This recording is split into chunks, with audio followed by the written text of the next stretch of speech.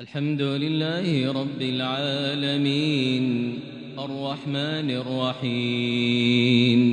مالك يوم الدين إياك نعبد وإياك نستعين اهدنا الصراط المستقيم صراط الذين أنعمت عليهم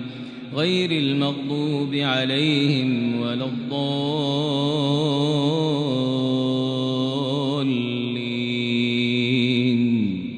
آمين طه ما أنزلنا عليك القرآن لتشقى إلا تذكرة لمن يخشى تنزيلا ممن خلق الأرض والسماوات العلى الرحمن على العرش استوى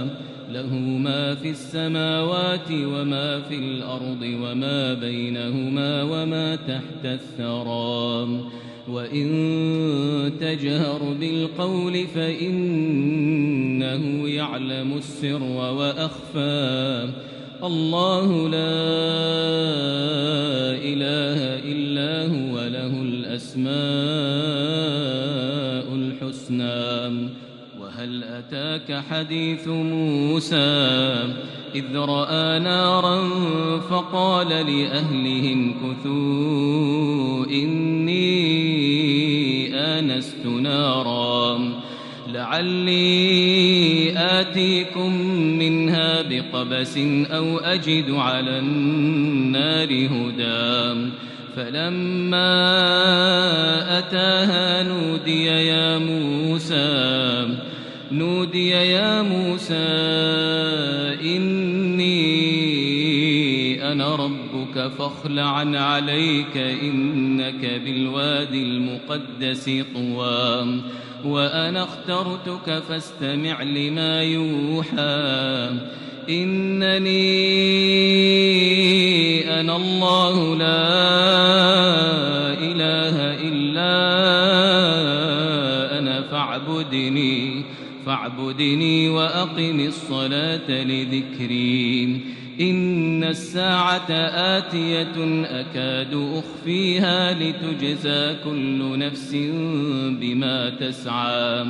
فلا يصدنك عنها من لا يؤمن بها واتبع هواه فتردى وما تلك بيمينك يا موسى قال هي عصاي أتوكأ عليها وأهش بها على غنمي ولي فيها مآرب أخرى قال ألقها يا موسى فألقاها فإذا هي حية تسعى قال خذها ولا تخف سنعيدها سيرتها الأولى واضمم يدك إلى جناحك تخرج بيضاء من غير سوء آية أخرى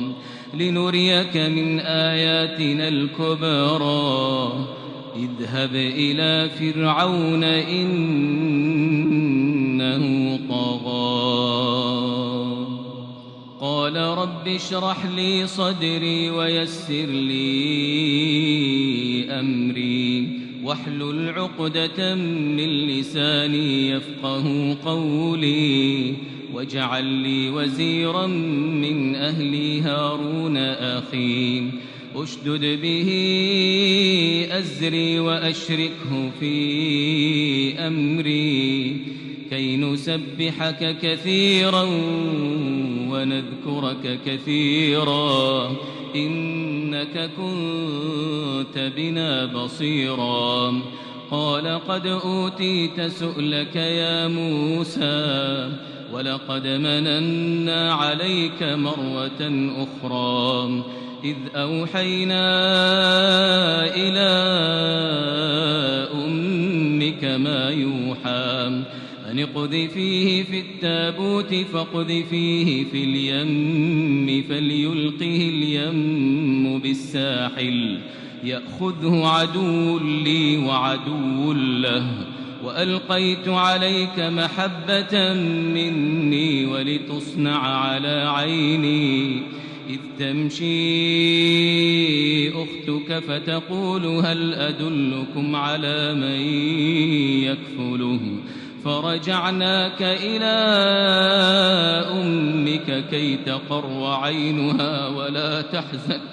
وقتلت نفسا فنجيناك من الغم وفتناك فتونا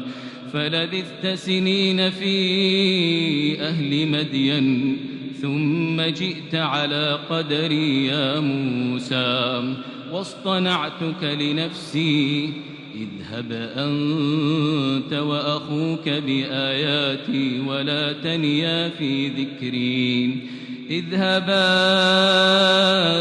إلى فرعون إنه طغى فقولا له قولا لينا لعله يتذكر أو يخشى كذلك نقص عليك من أنباء ما قد سبق وقد آتيناك من لدنا ذكرا من أعرض عنه فإنه يحمل يوم القيامة وزرا خالدين فيه وساء لهم يوم القيامة حملا يوم ينفخ في الصور ونحشر المجرمين يومئذ زرقا يتخافتون بينهم إن لبثتم إلا عشرا نحن أعلم بما يقولون إذ يقول أمثلهم طريقة إن لبثتم إلا يوما ويسألونك عن الجبال فقل ينسفها ربي نسفا فيذرها قاعا صفصفا لا ترى فيها عوجا ولا أمتا يومئذ يتبعون الداعي لا عوج له وخشعت الأصوات للرحمن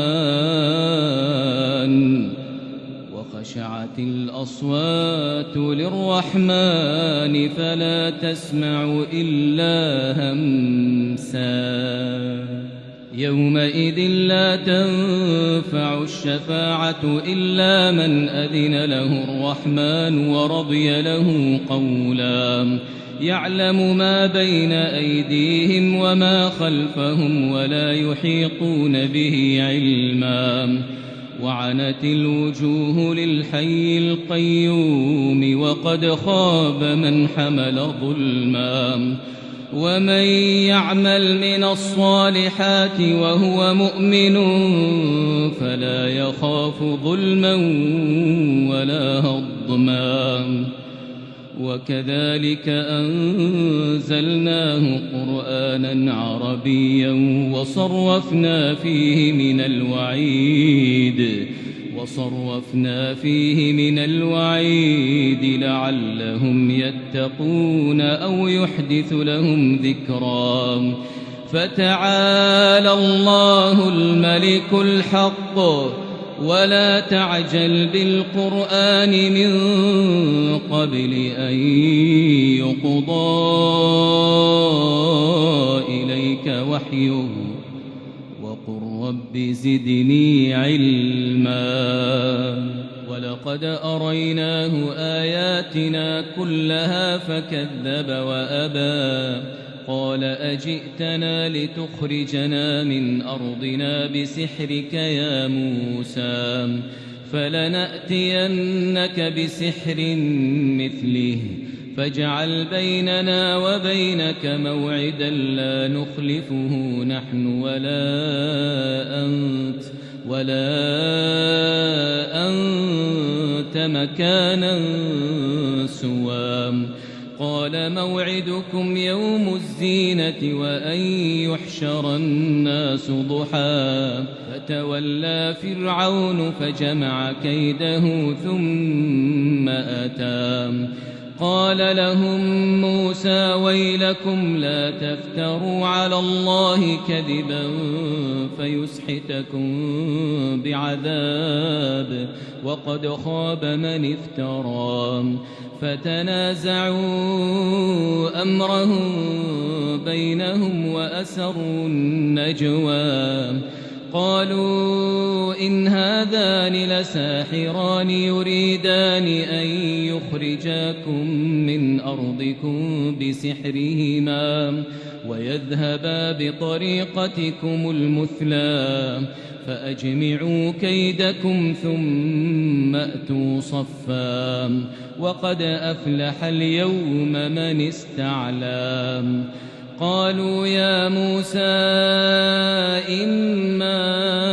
أن تلقي وإما أن نكون أول من ألقى قال بل ألقوا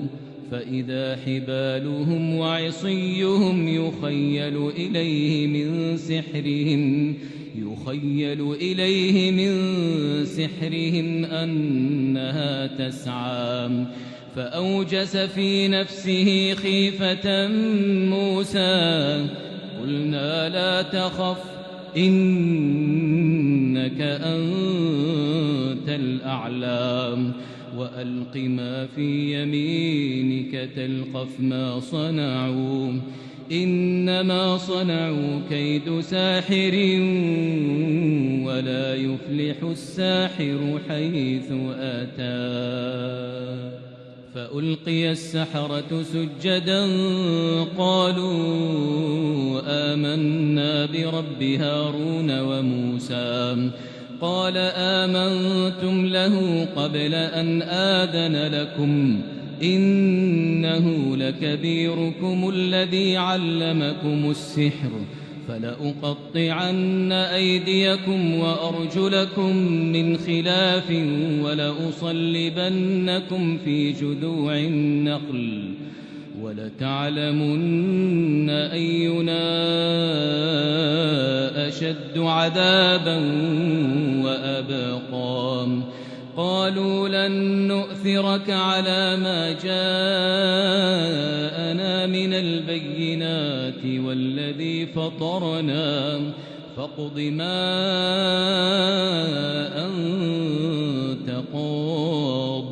إنما تقضي هذه الحياة الدنيا إنا آمنا بربنا ليغفر لنا خطايانا وما أكرهتنا عليه من السحر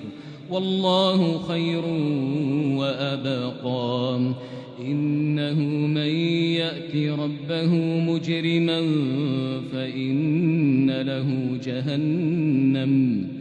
فإن له جهنم لا يموت فيها ولا يحيا ومن يأته مؤمنا